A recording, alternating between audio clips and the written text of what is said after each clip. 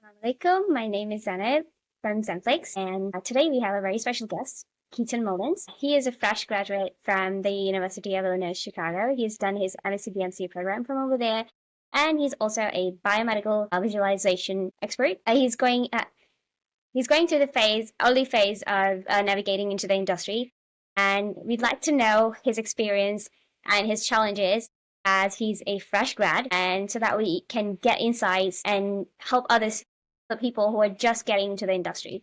So, hello, Keaton. How are you? I'm doing really well. How are you? Yeah, I'm good too. So, Keaton, would you like to share about your journey during the program at the university, your master's program at the university? Would you like to talk about it and how that program shaped your journey today? Yeah, so I am a graduate of the Biomedical Visualization program at the University of Illinois in Chicago. And um, honestly, I found it very comprehensive, kind of right from the get-go. There was a great emphasis on the different types of there's a reason they call it biomedical visualization, is we're kind of getting into anything from like AR and VR and game design to more traditional like work type medical illustration. So I was really impressed by the amount of different things I got to learn. There's a lot of things that I'd always been kind of interested in but never gotten to dabble in, such as like programming, games design, basically talking about how you do educational and instructional design, as well as kind of honing my illustration skills. So I feel like it kind of enhanced my interest in learning a lot of different mediums and learning how to communicate something in the most ideal way, as well as just like my more traditional art skills too. I'd like to know, what does your typical workflow look like from initial scientific briefing to the final visualization deliverable? So usually before I do anything else, I start with like a big master document, which is usually just like a Word document where I will take notes on whatever the original prompt was. If I had a meeting with somebody, I will have like my initial meeting notes in there. And in that big master document, I kind of try to outline, say for example, I guess it's an illustration. I'll try to outline the purpose of the illustration, the audience, the kind of key components that need to be included, and like a basic outline of any like copy text or labeling or anything like that that needs to be included. And I'll also start collecting references in that document as well. So that's usually the first thing I do, is actually a lot more writing than sketching, and then I'll kind of go in and start doing composition sketches, but I always come back to that master document because I can get sidetracked. So it's nice to have that as a reference. But from there, I usually go through like 3 or 4 different composition sketches. Black and white, I try to make them teeny tiny little pencil thumbnails. And then I kind of move from there, figure out what I want to do, and there's a lot of back and forth with regards to like copy text and content, and yeah, I usually spend more time on like research and initial development, I feel like, than rendering, but kind of general. So, could you highlight a project that pushed your skill set or taught you something significant from your portfolio? So, so as far as a piece that kind of pushed my skill set and taught me something significant, it was definitely this laryngectomy illustration. First of all, because laryngectomy is a really variable procedure. This was done in the case of a tumor within the thyroid cartilage. And but there's a lot of things that determine how exactly you do laryngectomy, and like how much you may remove of the thyroid, whether or not you remove thyroid at all, whether or not you need a stoma, and how that is done. And so there was a lot of research that had to go into this with determining what steps I should include in this particular case, and as well as solving the spatial problems that came with this one. This illustration the prompt was to design something in black and white and either just like line work or tone. So I leaned more towards line work because I like hatching and cross hatching and stuff. So it was a lot of a challenge trying to figure out how to emphasize things such as like little tiny cuts on these thyroid arteries and veins, and these sort of dotted lines with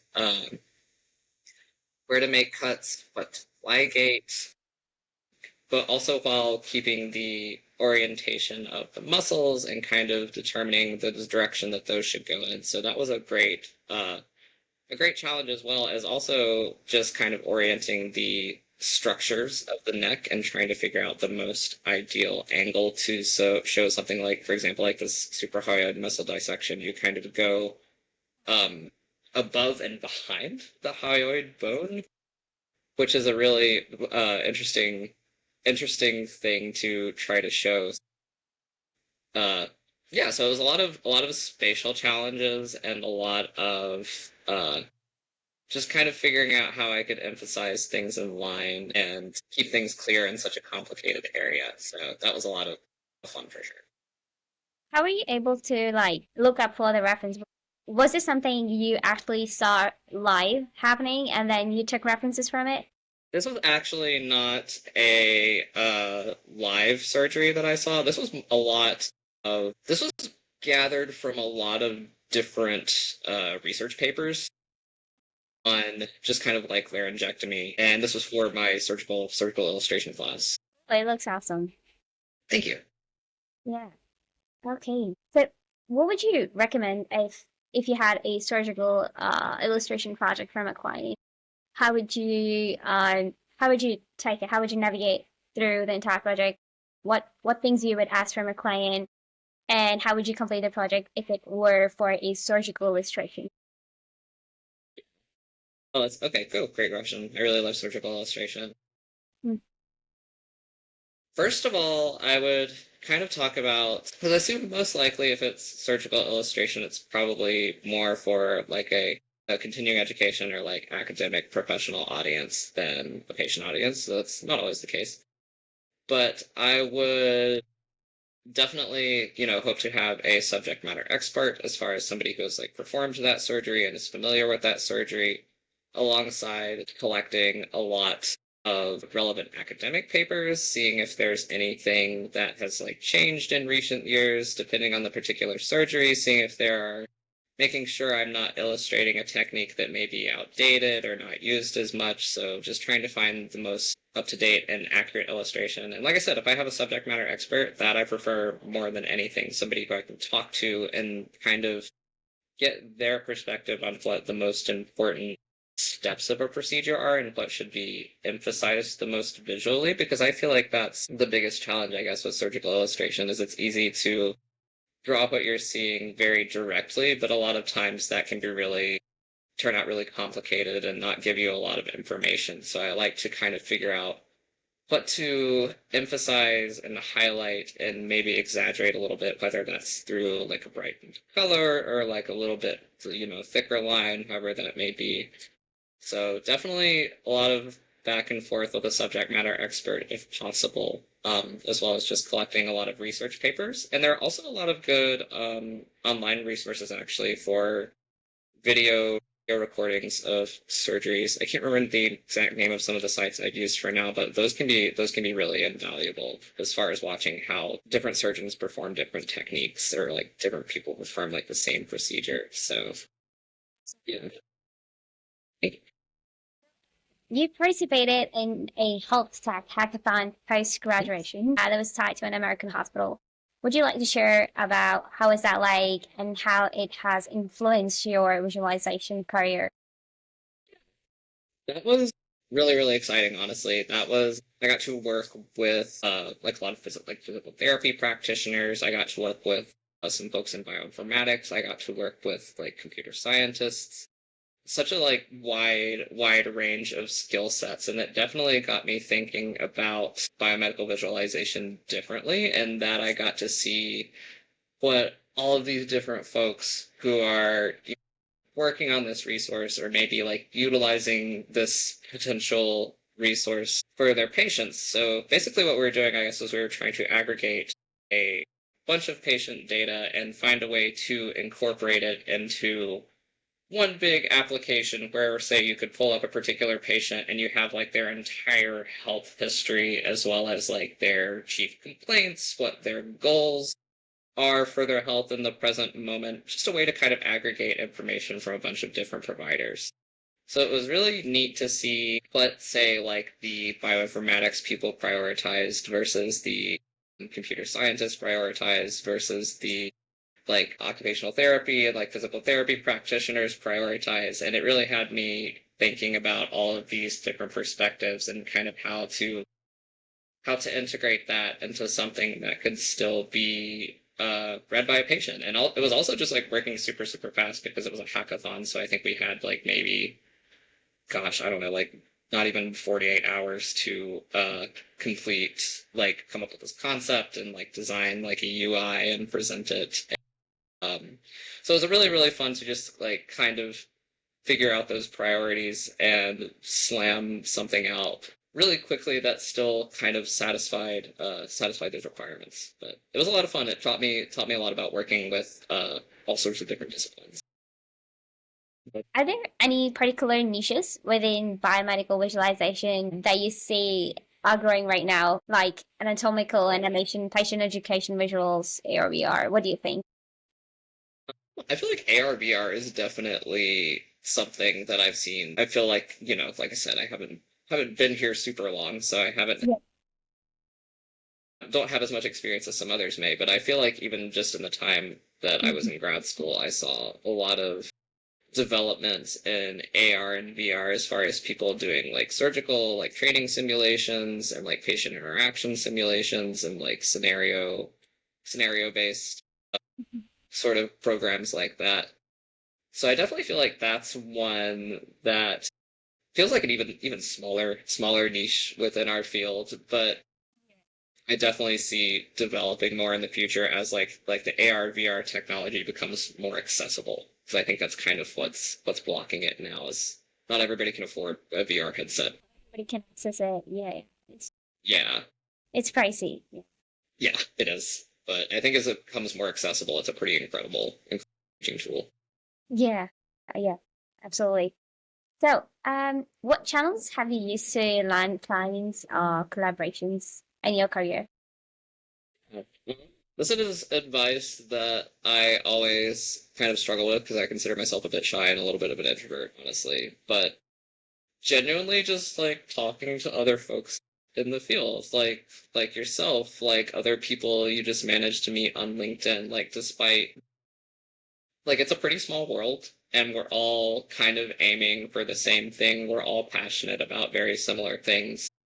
And mainly what the work I've found has just been through friends, colleagues who have, been approached with a project and been like, oh, I can't take this on because I am working full time or I'm occupied by something else at the moment. So they'll, pass it along. So if you can find like any sort of social groups, whether that's through LinkedIn, there's a few medical illustration Discord groups that I think are really, really valuable.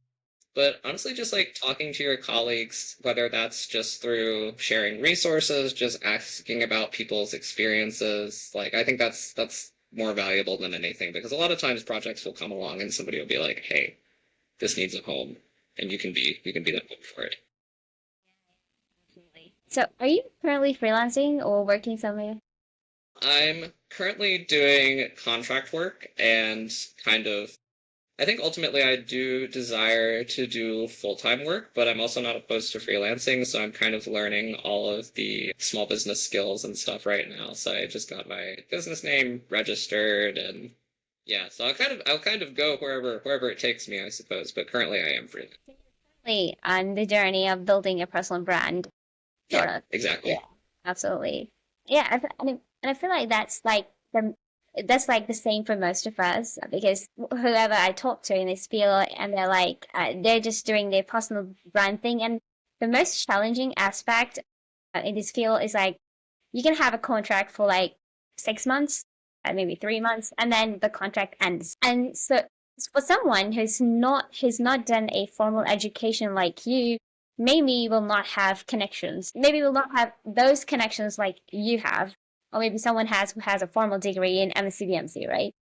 So, what do you think, have you seen anyone who has not done the degree but is acing in the field? What do you think are those people doing to like ace in the career of biomedical visualization? Do you have any say on that? I can't think of a particular person off the top of my head because I don't. A lot of the folks I know who don't have a degree in medical illustration often have some sort of other experience in healthcare or maybe have been doctors or surgeons previously. Hmm. But I think it's honestly just a matter of whether or not you have that formal education. It is a skill you can develop. There are things that you can teach yourself. There are online courses, but I think it's just a matter of really inserting yourself and not letting the fact that you may not have formal academic training in medical visualization stop you, because it's at the end of the day like artistic and scientific like research skills are things that you can develop without a formal education. Absolutely. I'd like to talk about the Association of Medical Illustrators. So, Mhm. what is AMI actually, and how is this organization helping biomedical visualizers?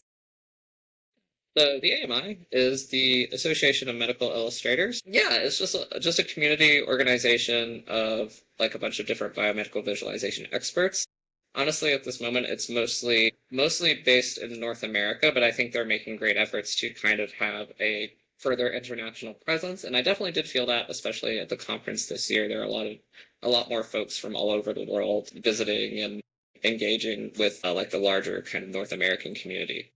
But it's a pretty big but also pretty tight knit professional community. Speaking of the recent conference, you recently attended the conference. So, where was the conference held, and what were your top takeaways from the event this year? So this year's conference was held in Grand Rapids, Michigan, in like the Midwestern United States. I'm located in Chicago, Illinois, so short 3-ish hour drive for me.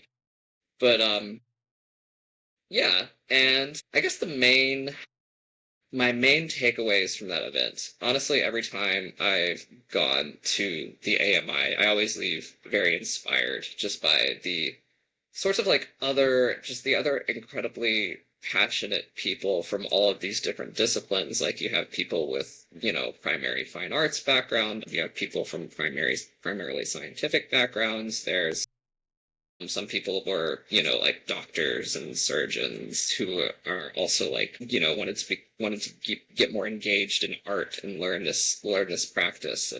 And I always leave like really, really inspired by those interactions with people and sort of just like learning people's techniques for, like whether that's freelancing and interacting with clients or like how you create visualizations or how to educate in a responsible way.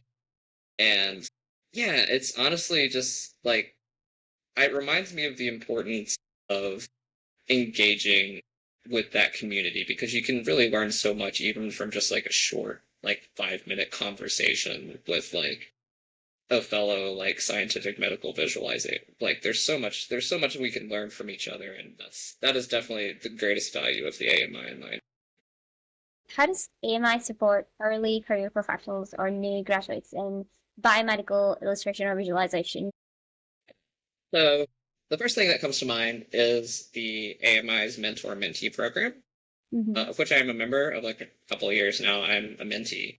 But the mentor mentee program, basically, you sign up, and for example, if you're a mentee, they will match you with an older mentor in the field, typically somebody who's been an AMI member for quite a while. My mentor, her name is Virginia Ferrante Ball. She's incredible, and I think has been in the industry since like the 90s. And basically, they match you with a mentor, and from there, it's your responsibility to kind of work with that mentor and figure out what kind of help you would like from them. Basically, like for example, myself and my mentor have been meeting. We meet every 2 weeks or so and sort of talk about like career development stuff and goals. And I find it very helpful, especially from an accountability perspective, because it can kind of be a continuation of education in that you have somebody to sort of hold you accountable, to critique projects, to help you out with that sort of thing. So that's hugely valuable. And along with, like I said, just kind of the connections you get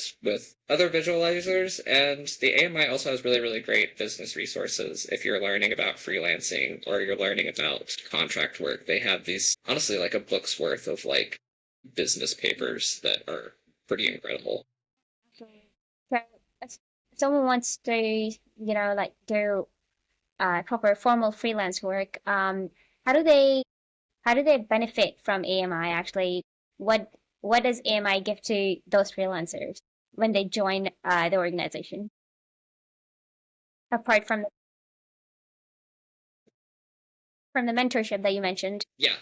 Honestly, definitely the business resources are huge. Those have been very helpful to me as somebody who is not particularly business minded and has never really considered freelancing path that I really wanted to take, but now I'm just kind of like, it's happening. So learning more about the business, the AMI also publishes basically like a salary and income report, I think every 4 years, where they survey the like AMI community and see, like what people are charging as freelancers, what people are making as salaried medical visualizers. And that's incredibly, incredibly, incredibly valuable information. That way you can kind of know how to price yourself. There are negotiation resources for negotiating contracts. The AMI also has the Artist Rights Committee who help protect you in situations where you may be subject to like copyright violations or things like that. So honestly, I think the AMI is probably maybe even more valuable for freelancers and at least also to me as a freelancer than if you're salaried, and that there are just like there's a wealth of resources there for freelancers. Yeah, I agree. So, for someone considering attending the AMI conference for the first time, what advice would you give on preparation and making the most of the experience? Um, as far as preparation, it is worth it to print business cards. I think it's very fun to. It's really fun to collect other people's, and it's also fun to be able to hand them like, check this out. This is my art on it and my information on it. Yeah. And I guess the main thing I would say, it's very busy. It's very, very busy. You may be going to sleep very late and waking up very early. And I think I average like, I don't know, maybe 4 or 5 hours of sleep a night on AMI week. So it's really busy, mostly just because you're just catching up with people and talking to people. And I guess one thing I would be prepared for that. Be prepared to, you know, if you like caffeine, stock up.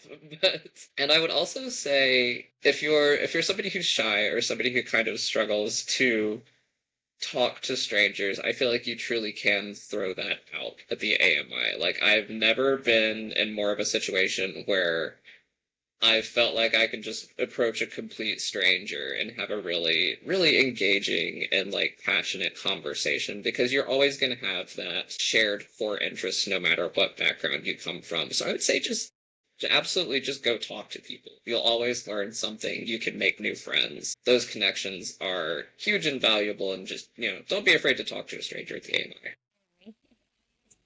It's hard for us because most of the time we're like glued to our screens and we become introverts. Yeah. Yeah, Yeah, exactly. Like we work computer jobs and then we go outside and we're like, yeah, yeah. So it's really hard to make the switch. Yeah, I get it. yeah. Yeah, luckily a lot of other folks at the AMI are also introverts, so they're similarly overstimulated, but still very passionate. I haven't met anybody who was unfriendly or not excited to be there. So, have you collaborated directly with professionals like surgeons, researchers, or animators? What does that relationship look like to you? So I have collaborated, I think mostly with surgeons before. Hmm. One thing the main thing I can think of, particularly with surgeons, and this probably also applies to a lot of researchers as well, is they are very, very busy. They're always going to be very, very busy. They have patients, they have things that are naturally a higher priority than a project you may be working on with them. So always try to be very concise. I always try to really, for example, if I'm sending an email to a surgeon who I'm collaborating with a project on, I always try to really make sure I have every single question I have covered and just like kind of, if I can include that like all in one email, laid out like bulleted, numbered lists, bolding points, whatever helps them save a little time and show that you prioritize and value their time and understand that they're busy. Because we're also busy too. But yeah, so just kind of trying to be very, very concise and to approach any meetings with a plan, with like knowing what you're going to ask, take good notes, note how they phrase things, and kind of understand what their priorities for their patients are, or like their experience. Like, so what have they gained from working directly with patients that you may be missing? So, Someone who's just new and starting out, would you like to explain to someone who doesn't know how to reach out to surgery, and how do you reach out to them? How do you pitch them for what exactly is the process? I would like to know for someone who's just beginning out. so I don't have a lot of direct experience that because my most of my surgical projects were during school, so I kind of had the initial prompt of, hey, I'm contacting you as a student, as somebody who is wanting to learn, and I need this for a project that I have to do. It's a little bit more intimidating, at least to me, to reach out to surgeons and researchers as a freelancer. But what I can say is find out what they're researching, read a little bit of their research, understand their background, and approach them with questions about that. Approach them with what about their research interests and excites you, and what you feel like maybe could benefit from visual design. But always approach them with curiosity and respect, and yeah, just be interested in what they're researching, because a lot of people, a lot of researchers, and a lot of surgeons are going to be really passionate about what they're working on, and they're going to be excited that you're excited about what they're working on as well. And I think that's generally a good I think. Yeah, just kind of just getting some background on somebody first and sort of approaching them with like respectful questions and being like, I think what you're doing here is very exciting, and treating them with that kind of degree of respect, I suppose. Yeah, absolutely. Thank you for answering the question in detail. So yeah, are there any online communities, master classes, or local chapters within AMI or elsewhere you'd recommend joining? So the AMI has the hub forum always. You can always go in there, ask a question, kind of see what people are talking about, start a conversation, ask for resources. There's all sorts of things you can do there. I also really recommend, if you are involved in the AMI, joining the committee as well. I myself am a member of the newsletter committee, and the committees always need help. It's a really, really tight-knit community. So whether you want to be involved in like the diversity committee, the newsletter committee, the artist rights committee, there's like the CMI committee that designs the like certification exam, and they always, a lot of times, generally could use an extra hand because this is volunteer work for them, and a lot of them are also busy. And it also shows that you're passionate about the organization and you care about the future of the organization as well. And thinking about outside of the AMI, I would also recommend like medical illustration Discord groups, just for kind of conversation and, seeing some names, new faces, familiar faces. People sometimes also post jobs in those too. There's a couple I can think of. If you want, I can send them your way as well. Just link it along with the video. Yeah. That'd Yeah, be a that should helpful be. resource. Yeah. Yeah. Yeah, Discord groups are good. I think the Guild of Natural Science Illustrators is also pretty sweet. They're also, I think, mostly, I'm not a member myself, but they have a similar conference and similar investment in scientific illustration. So also a really, really cool adjacent community to be involved Would in. you rename that? The Guild of Natural Science Illustrators. Okay, I never heard of it. Yeah. So what is it's like AMI? Similar, but they're lean a bit more towards natural science, so they may do stuff more with like nature and animals and like ecology and environmental science, more so than like more medical topics that we may deal with.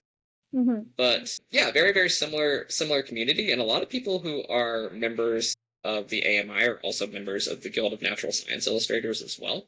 So just like a little bit of different in topics. And I think they're also mostly North America based, but I can't entirely speak to that. Where do you see biomedical visualization heading in the next 5 to 10 years, especially in the light of emerging tech like AR and VR, or interactive patient tools?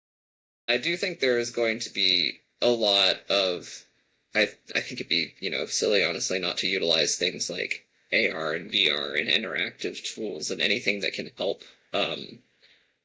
educate and train more thoroughly and allow for like more intense simulations. Like I find a lot of value in those as well. So I think we will see more.